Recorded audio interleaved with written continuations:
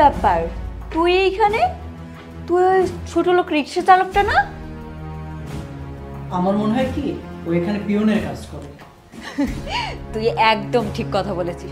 আচ্ছা, তুই না বিসিএস পরীক্ষা দিবি বলেছিলি, কই বিসিএস পরীক্ষা কি দিতে পেরেছিস নাকি এই অফিসে পিয়নের চাকরি করছিস, কোনটা? হ্যাঁ, ঠিকই বলছো, আমার মনে হয় যে ও এখানে পিয়ন পোস্টে চাকরি করতে আছে। আর ওই বিসিএস টিসিএস ওগুলো দিতে তো অনেক টাকা পয়সা লাগে, ওসব তো আর হয় নাই। Mind your language. বাবা এ দেখছি ইংলিশেও কথা বলতে পারে, বুঝলি? আরো কত কিছুতে দেখবো।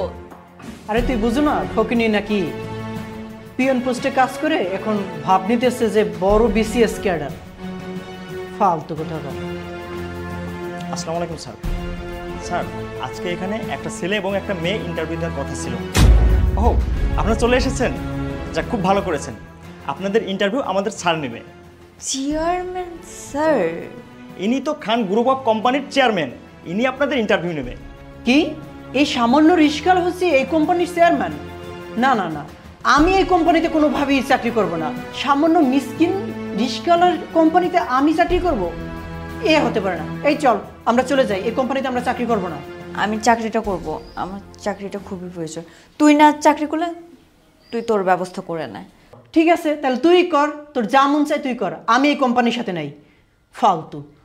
আচ্ছা, তাহলে আপনার